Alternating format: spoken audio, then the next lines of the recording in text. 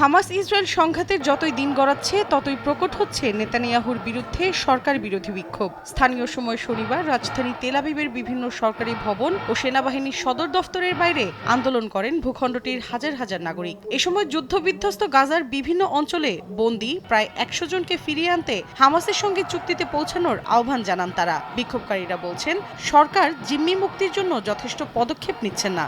একই সঙ্গে নানা সমালোচনা ও ব্যর্থতার কথা তুলে ধরে নেতানিয়াহুকে অপসারণের দাবি জানান আন্দোলনকারীরা। আন্দোলনের এক পর্যায়ে বিক্ষোভকারীদের ছত্রভঙ্গ করতে মরিয়া হয়ে ওঠে পুলিশ।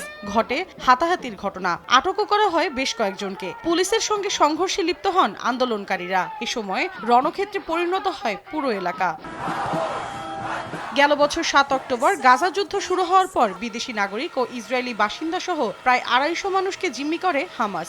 জিম্মি মুক্তির দাবিতে নেতানিয়াহু প্রশাসন কোনো পদক্ষেপ না নেয়ায় ক্ষোভে ফুঁসে ওঠে সাধারণ জনতা। দাবি জানান যুদ্ধবিরতির পাশাপাশি ইসরায়েলি প্রধানমন্ত্রীর পদত্যাগের। সম্প্রতি ৬ জিম্মির মৃত্যুর ঘটনায় আরও জোরালো হয়ে ওঠে সে আন্দোলন। মৌসুমীর সাথী, সময় সংবাদ।